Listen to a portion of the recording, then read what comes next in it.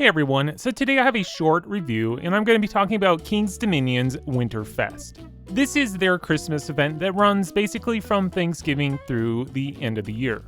My family and I, we've been going to Kennywood's Holiday Lights pretty much for like the past 5-6 years, and we thought, well, let's go check out another park's holiday event and just see how it compares and how much fun it could be. Initially, we wanted to travel down to Florida, but we opted to go to Kings Dominion and Busch Gardens, which are both in Virginia. So, first opinions, this is a well done event. The lights look great, some might be a little bit on the corny side, but overall it's well done. I was actually pleasantly surprised with the amount of attractions that they have open, including 3 roller coasters which include Dominator, the Kiddie Coaster, and Twisted Timbers. Now, on the night that we were there, it did get a little cold, so Dominator opened, but it was only open for about 15-20 minutes, and unfortunately Twisted Timbers never did open. Of the attractions that were open, I would say that the main thrill rides would be Delirium and also Berserker, I think that's what it's called, their inverting pirate ship. But majority of the attractions were geared towards family and kids.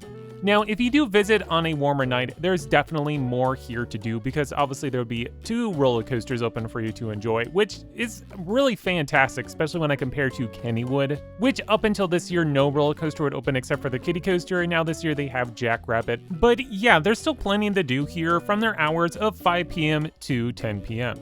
So outside of the attractions, there's still other things to do, including writing a letter to Santa. There's an arts and crafts section set up for the kids. There will be shows that take place on their main stage, which is right next to the Eiffel Tower, and though we didn't make it till 9 p.m. because, well, it was really cold and the kids just didn't want to wait, there's a parade that happens at 9 p.m.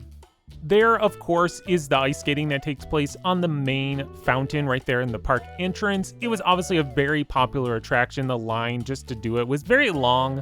I'm assuming if that's what you want to do, you got to be there early and be ready to get in line right away. So another thing that I noticed was the staff. Everybody there that was working, they seemed that they were happy to be there, which is a great thing. We all know that when you go to a theme park and the staff just seem like dead zombies, it really does hamper the fun. So it was great that they were getting in on the excitement, getting everybody hyped for the event. The staff who were working like the Write Your Letter to Santa or the crafts area, they really seemed engaged and they were glad to be there. So for final takeaways, yeah, if you love Christmas lights, then this event is for you. Obviously the main highlight is the giant Eiffel Tower decorated like a Christmas tree. It looks amazing and you can see it basically anywhere in the park.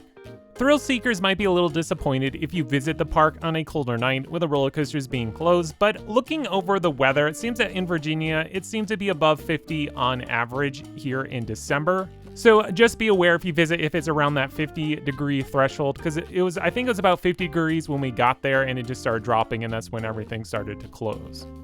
This event is definitely geared towards families. So if you have younger kids, they're going to have a blast. There's plenty here for them to do, plenty to keep them entertained for the entire 5 hours, assuming that they can make it that long with it being cold and all.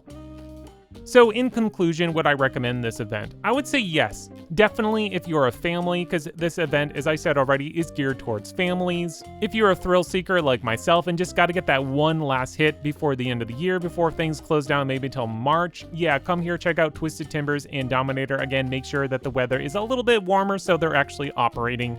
To me, the lights and decorations was enough to make it worth the visit. I'm glad that we did it. However, if we do come next year, we're going to come a little bit earlier. That way we know it's a little bit warmer so we can get that final ride on Dominator and Twisted Timbers. So between the 2 events that I just went to with Kings Dominion and Busch Gardens Williamsburg, the one that I'd actually like to go back to again would be Kings Dominion. Now that does come, there's a couple things I need to explain. Our trip to Busch Gardens did not go as planned. I'm not going to do a review on it just because, well, I just didn't really get enough done to actually give you a good, solid review of the event. The park was extremely busy. All the roller coasters closed down, though we did get one quick ride on Verbolten before it closed for the night.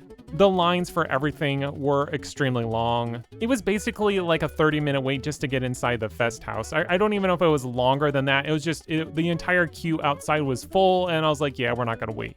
having kids and it being cold outside, they were just done. We just had to end up leaving, so we didn't really get much done. And I almost lost my camera. I accidentally set it down at one of the food stands. Thankfully, the staff took care of it and they set off to the side. And I remembered that I left it there and I went back and I retrieved it. But yeah, overall, there was really not much here I can say about it. But I was definitely more impressed with the lights at Kings Dominion than I was at Busch Gardens Williamsburg. But anyways, as I said, my experience for Busch Gardens Williamsburg wasn't what I was hoping for.